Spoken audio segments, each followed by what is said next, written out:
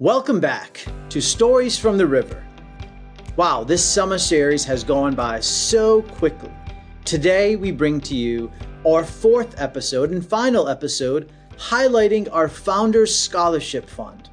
We're so grateful that throughout this summer series we've gotten to hear from some amazing scholarship recipients and their parents, our current memory makers. And really it's all about preparing for that next chapter, going to college, furthering your education, questions that we all had and decisions that we all made and we all went through together. And so today we welcome back Joey and Don Limekuller, Jordyn Collins, and Vince Sayles as they walk you through their commitment and their ambitions as they think through this next chapter, and also what our annual theme of Pioneer, what that meant to them as they thought about their essays and as they think about the upcoming fall.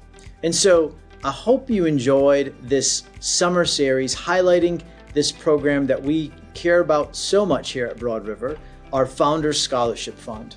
I hope that you all have an amazing rest of your summer and continue on supporting and cheering on Stories from the River as we step back and get to shine a light on our memory makers and really hear from them, hear more about their story and what makes them just fantastic. So thank you so much. Enjoy your summer and enjoy this last episode highlighting our Founders Scholarship Fund. Welcome to Stories from the River, a show in which we go behind the scenes at Broad River Retail. My name is Jordyn Collins. I'm going to Meredith College and I'm going to be majoring in business administration. So my name is Don Limekuller. I'll be attending Catawba College and I'll be majoring in criminal justice and public policy. So I'll be double majoring. My name is Vince Sayles and I'm attending Moody Bible Institute. I'm a junior this coming fall. My degree is pastoral studies. Hi, my name is Joseph Limekuller. I'm attending UNC Charlotte and my degree is business analytics. So I think I've always wanted to go to an all-girls school because Meredith is an all-girls private school. And when I went to visit the college, I instantly fell in love with the campus and the environment. It's just so beautiful. I would say definitely when I was applying to colleges, one thing I was really scared of was what am I going to do in college?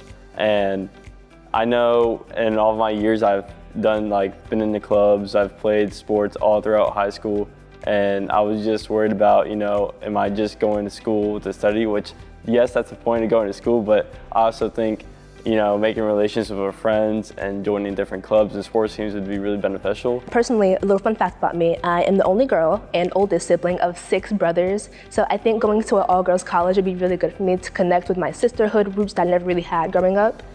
And then the financial aid and just the community of Meredith College in general is just really good. I feel like it will lead to good opportunities like work studies and internships. I think it's going to be a really good future. Yeah, so it was funny. I was actually between 2 colleges, both in the Illinois, Chicago area. So there was Moody and then this other school, Trinity. And I looked into both, I applied to both. I knew people that went to both or had gone to both.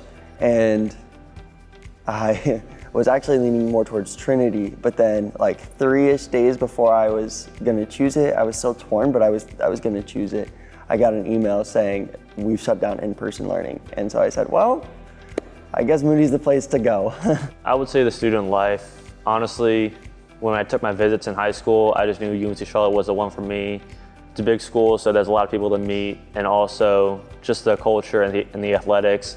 Some of the other schools that I visited, they didn't have all the sports teams that UNC Charlotte does.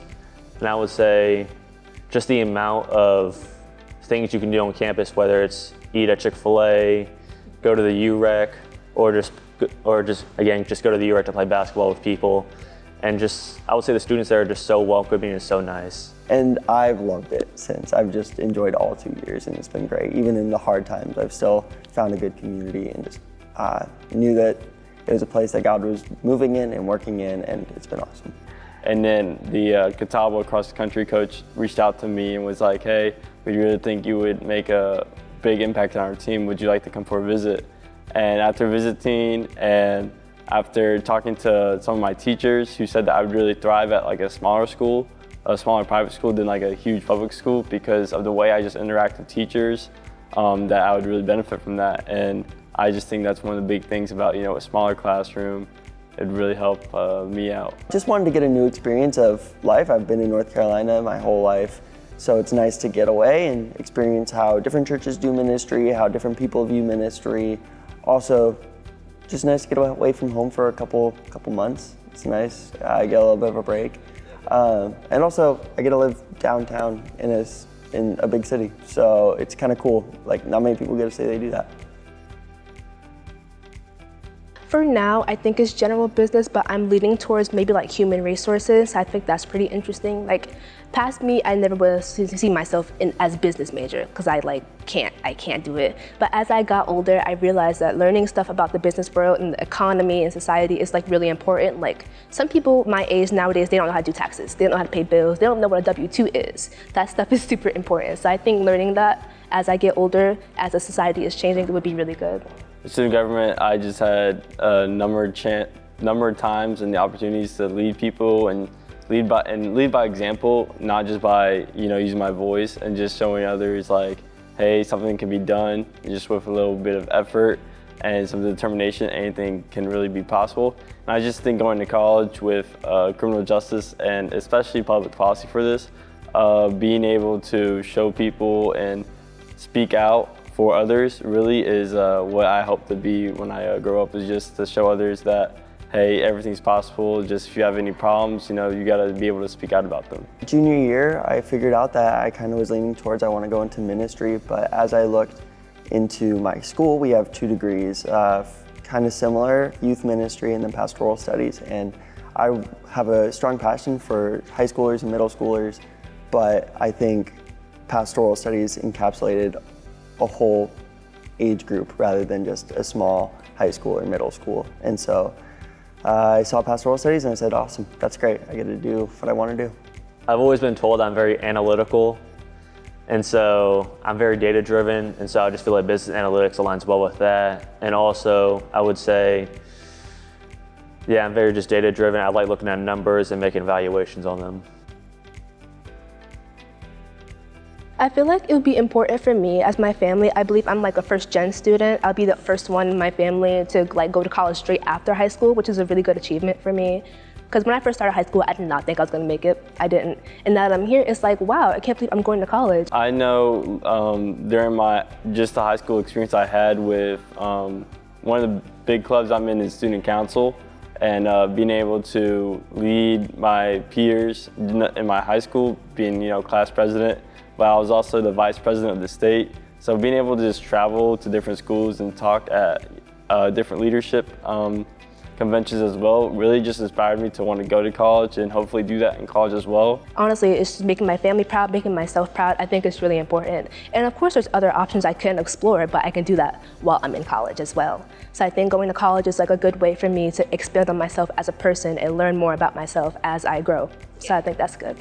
One of the hard things about getting into like, not necessarily like politics, but just in the government is going in there without a degree. And I just think me having that degree and me having that knowledge to be able to back up what I'm saying will really help me out in the future. Yes, so it really started, it was last year as well, before my principal went to my assistant principal went to a different school. But me and my friend Sid would always go and sit in her office and we just have like conversations about random stuff.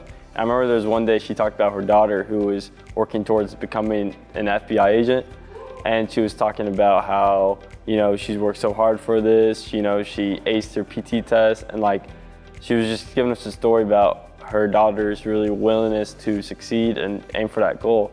And it always stayed in the back of my mind to this day. And as I was applying to college, I was trying to figure out what I wanted to do. And I couldn't really think about it at first. And then I remember one day that conversation came back in my head, and I was thinking, you know, FBI, you know, my goal in life is to always help people, whether that is, you know, being a teacher or being, you know, a public, I don't even know what to say, but like someone who's like speaks out for someone, I guess like a politician. But I just think staying away from the politics side, I just think working for the FBI, being to help people in our country would just really benefit from me and then benefit for the people I'm helping out. So when I first got the call, we were on spring break. It was early in the morning. We were in Maryland, I believe, getting ready to go to Great Wolf Lodge with me and my family. I was getting ready for the morning. I was not expecting it at all. And I got this phone call from a number I didn't even know. I was like, hey, who's this? So I answered it with like a bunch of caution. I was like, hello. And then they were like, hey, is this Jordyn Collins? I was like, yeah, this is me. They were like, yeah, you got the scholarship. I was just sitting there like, wow. Hey, I got scholarship. So I go to the next room and tell my mom, like, hey, I got scholarship. She was like, yeah, that's really cool. So it was a really nice surprise. Yes, ma'am. I think I was at home when I was called by April, but I was very ecstatic because it was one of the scholarships I got this year. And out of the hundreds I applied to, I was able to get this one. And I was just really appreciative of it. And then I told my family, they were really proud of me. Yeah, I think every time I write the essays, I write the questions, and I'm like, oh, this doesn't sound right. This doesn't sound good. But then it comes back, I'm like, oh, wait a minute. Wow, that's awesome. Yeah, so I just think a lot of it is, oh, I'm not gonna be good enough to get it, and then just always so thankful once I receive it. It's been awesome. Well, I was in my class taking a final exam, so I wasn't able to pick up the phone, but I did call you back after I read your voicemail, and I was just very excited. I immediately just told my mom, my dad, and they were just very proud of me. There's always a giant essay, and I think the important part of the giant essay and the other two essays is like, just be yourself and write honestly and write from the heart. And I think that's what's awesome, is just getting to share a little bit of your story and be thankful for what you have, and then also thankful for what God can give you. I would say don't try to be the perfect candidate. The people who do the scholarships, they just want to see how unique and different you are. They want to hear your story. It doesn't have to be, oh, I'm a straight A student. Sometimes they want to hear about your failures, because in order to succeed, you have to fail. That's the best quote I've probably ever heard in my life. And I would just say, don't try to fake it to be the best. Just be yourself, really. There's definitely work that needs to be led up to it. You know, it's not just the basic student, you know, I do this, I'm in this clubs. You need to have reason, like, why did you do these clubs? Why did you get these grades? And I just think having a story to tell will really benefit you, because I'm sure when you're applying for scholarships, the scholarship like people read the same applicants over and over again, but it's the ones that have a unique story or like a unique reason for things to happen that really leads them to get those scholarships. Don't be nervous about it. Like, if you have like the mindset going into it like, oh, I'm not gonna get it, I'm not gonna get it anyway, you're not gonna get it. So I think it's good to just push yourself, because sometimes you need to get out of your own way sometimes. So just apply, honestly. And when you write your essay, write about something that you know you're gonna be able to talk about. Like, write about something you're passionate about, something like, oh yeah, easy peasy, I know how to do this. Like, I feel like people, when they write their essays, they're like, oh my gosh, I need to make it sound like something perfect, like Ivy League school level. It's not, it doesn't have to be all that. As long as you make it sound like you, then you should be good for your essay. So don't stress about it too much, just make sure your essay is your essay. Yeah, so it was last year, right when we got back from spring break, we noticed that, especially the week after spring break, our attendance was like really low. It was dropped like flies. And with the last couple weeks in the school year, obviously people don't want to come to school, but we also have exams coming up. So we're like, what is a way we can get kids and people to come back to school? And everyone loves being heard. When you get a call on the phone in class, or a teacher gets a call on the phone, or if someone comes in, you always usually want your name called, at least if it's a good thing. If you're going down to the principal's office, it's probably not a good thing. And then one of the things we talked about was, trying to be more kind to people. And, kindness doesn't hurt. Kindness is, the only thing about kindness is that it helps people. And what started it was, say I saw you do an act of kindness, I would fill out this Google form and I would say, hey, you know, so-and-so went out and said that so-and-so hairs look good. And I would write that and I'd submit that on a Google Doc and then it'd come to me. And then I had this little card template and I would write out the note saying like, oh, this person said this about this. And then I would also have a kindness bracelet. I don't have one on me right now, but it was a pink kindness bracelet that says sprinkle kindness everywhere you go. And we would deliver that, well, I would, because no one else really had the time to go deliver it to their first spot class, and we make like a big thing out of it. And then once someone saw that, it kind of turned into a little ripple effect to where, you know, the first week we probably had about 80, next week it was probably around 150, and then it ended up, we had a little over 1,000 submissions by the end of the school year. And it did get a little overwhelming at times with, you know, getting 50, 60 in one day, but it really turned out really well, and I was glad to make a big impact at my school. So I'm going to be going into business, and I believe there are many aspects that would help you go into that. So one of them would probably be like adaptability. So in the business world that we usually know, society is always changing with like consumer behavior, supply and demand, taxes, inflation, things like that. It's really important to be able to adapt to these kinds of changes. And it could be any change, whether it's like going to a last minute meeting or getting ready for a presentation last minute. You should be able to adapt to whatever gets thrown at you. So I think that's one of them. I would say being a pioneer is, you know, taking lead, taking charge, and, you know, being the first, like stepping up and taking on the challenge, not waiting for someone else to do it. You going up there and, you know, making the way. And I just think with criminal justice and public policy, I'll be able to do that by, you know, when I see something that's wrong, or if I think that something should be corrected, or if I think a different way is better. I know that I'll be able to step up and be the first person to point it out and make it the correct way and make it the right way. Another aspect I would think of, maybe perseverance. A lot of people in this world, they would have a great idea and they would go for it, and then they encounter a challenge and they're like, oh, I can't do it, never mind. If you go into that with that mindset, you're not going to be able to do it. So I think perseverance would be a good one. If you just overcome the challenges, go through all the hard stuff, you'll be able to get to the easy stuff afterwards. Yeah, so I think when I first saw that word, it was a little hard because pioneering, to me, when I usually first think of it, is discovering something new, doing something new that no one else has done before. But the thing about ministry is it's already been done, and we have a perfect role model to look after, and that's Jesus. And so I think it was a little hard for me when I first saw that, but diving further into the word pioneering and just realizing how much boldness goes into it, and how much unwavering faith and just trust that it means, and willingness to step out into the unknown. Well, I would say as a business analytics major, I don't only use data to help the past, I also want to use it to shape the future. And I would say as a pioneer, I'm the first one in my immediate family to go to college for ROTC and then commission. So just doing that makes me feel a heavy burden on myself just to lead that initiative. And just in my field of study, that just means stepping into whatever place God has placed you in and doing it with just full trust in who He is and unwavering faith of, I'm going to follow God no matter what, and I'm going to be faithful, and I'm going to continue to lead others in that direction and follow in that direction myself.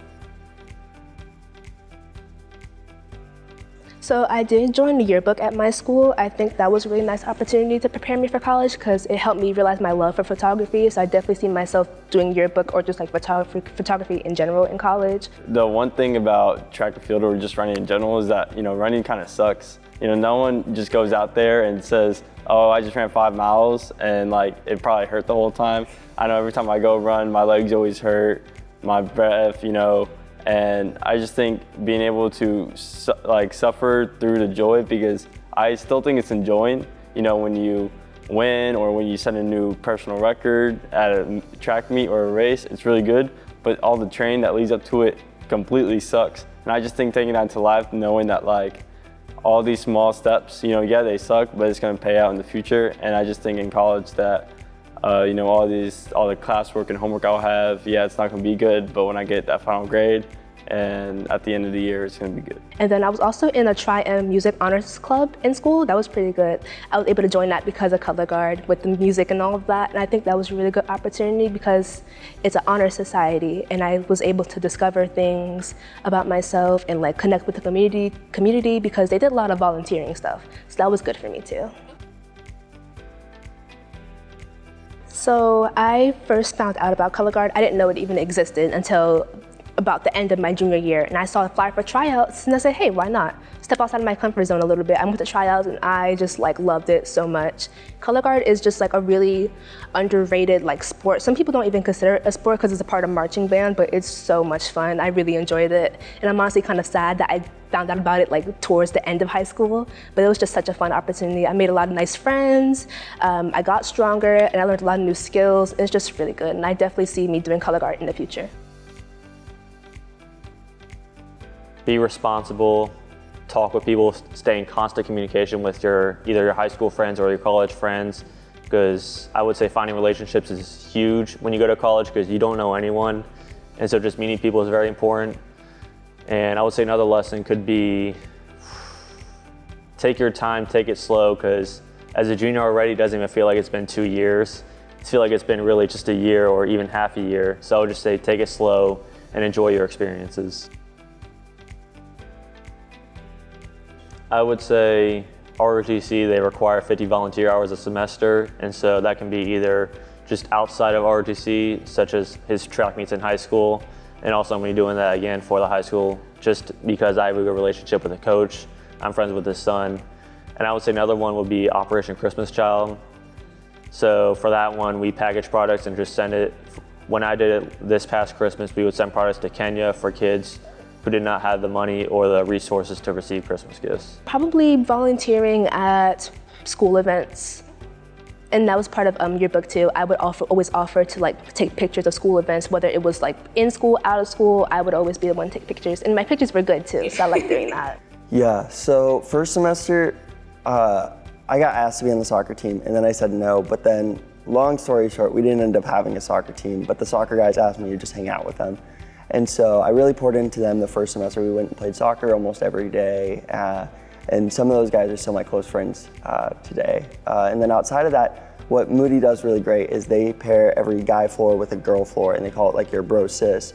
And it's just kind of giving community if you want it. There's no pressure, but like there's a table in the cafeteria where you know your RAs are gonna be or someone else is gonna be, and you can always go and just sit there, have a meal, and get to like learn who they are and have a good conversation. And so I think that was something where I saw that opportunity and I really leaned into it, and those people are by far my best friends. It's just a great place to get to know one another and learn what healthy friendships are. Community is a huge part of just my life and just what I do, and I think God has given each and every one of us a community, a group of people to surround us with love. And the huge thing about community is just remembering to point each other towards Christ, and it's needed. I mean, it's so easy to walk this life alone, but having a community, or it's so hard to walk this life alone, but having a community makes it so much easier, and just being able to be surrounded with love, surrounded with laughter, joy, and then most importantly, just having people that are like, hey, I know you're going through a hard time, but God is still working, God is still moving, and He is still faithful and good. I would say my sophomore year, last year, my calculus professor, I'll be honest, that class was a little bit difficult, but just going to his study hours and talking with him, just knowing him as a person, building that relationship, it was very helpful because he even gave me a private study session before the final exam. That really helped a lot. Yeah, so I think I'm torn between two. I took I guess it was, a year ago, I took a marriage and family system class, and it was just how does, like, psychology behind marriage and family, and then also just talking about, like, men, women as whole, and then just children, how that works as well. And yeah, it was just an awesome class. I had to do some awesome assignments. It was taught by a husband and wife, and they were great. And it was a class where there were no tests. There were 6 assignments all year, but it was like, you didn't have to take notes, but you wanted to take notes. And that's the class that I love. Just learning the brokenness of people and how to love on them. And then I think the other class was, I took a Genesis class this past year, or this past semester, and I took one in high school, so I don't really know why I took the class. But I went into the class thinking I was going to know at least a little bit, and I walked out of that class every day just like, wow, I knew nothing. And this is so cool, I'm learning so much, and it was awesome. Well, I have a lot of shopping to do, that's one thing. And of course, I'm working part-time to help save up for money, to help my parents out with paying that tuition a little bit. And I'm just honestly familiarizing myself with the campus and my classes. I'm already learning what I need to do, I'm getting what I need to get. It's a lot of stuff I have to do, but I'm prepared for it and I am super excited for it. I have an internship this year. I started about 2 weeks ago with Harris Theater.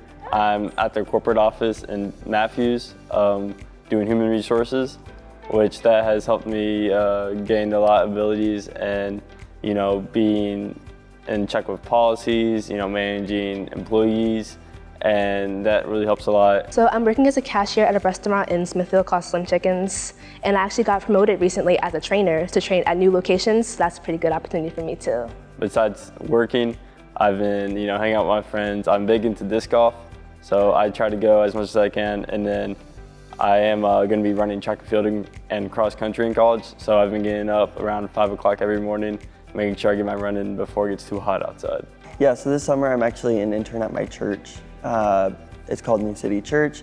I'm a part-time intern for 2 different roles. I have half of my role is primarily care, so I'm under my care pastor and I just get to do hospice visits, house visits, a lot of praying, a lot of just being with people in hard situations, helping them out, praying for them, and being with them.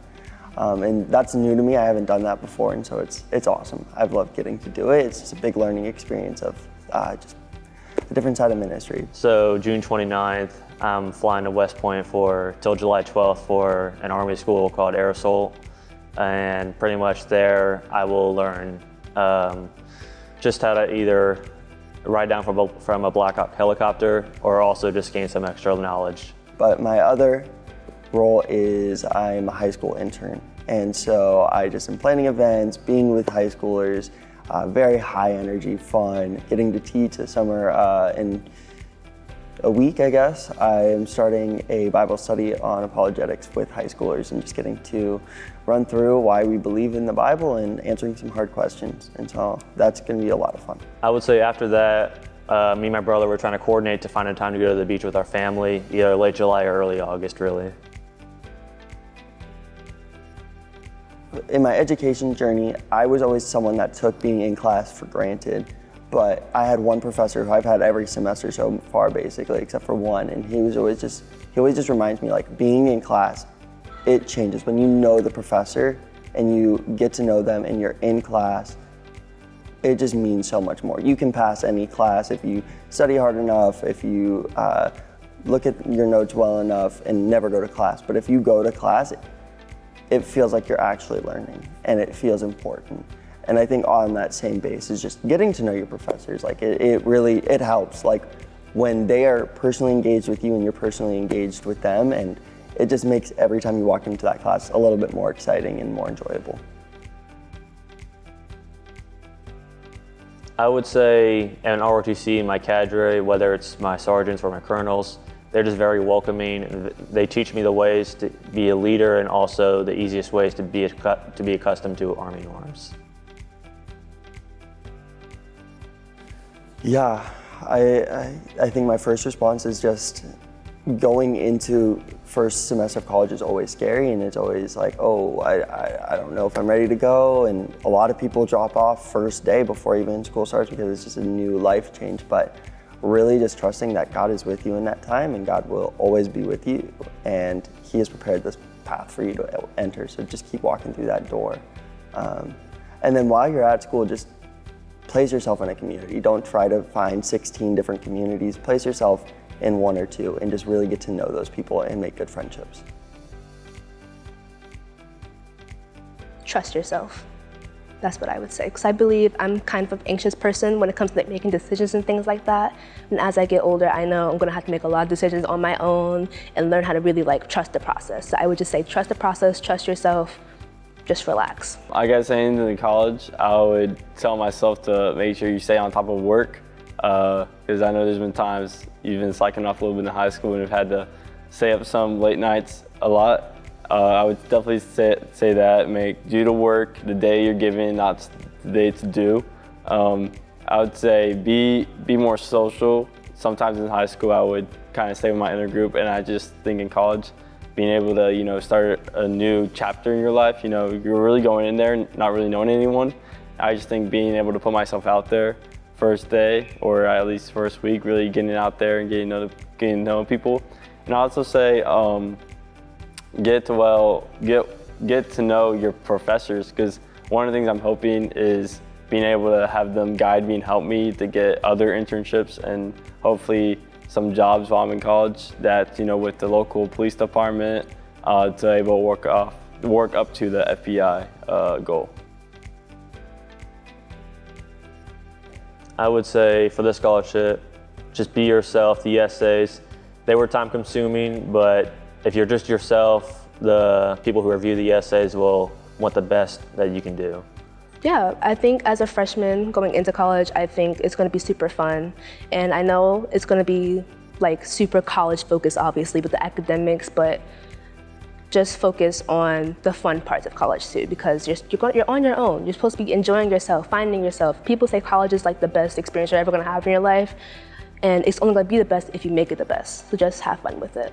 Wow, what an incredible, fantastic journey here. Thank you to all the winners, previous winners, current winners, for just taking their time to come share their story with us.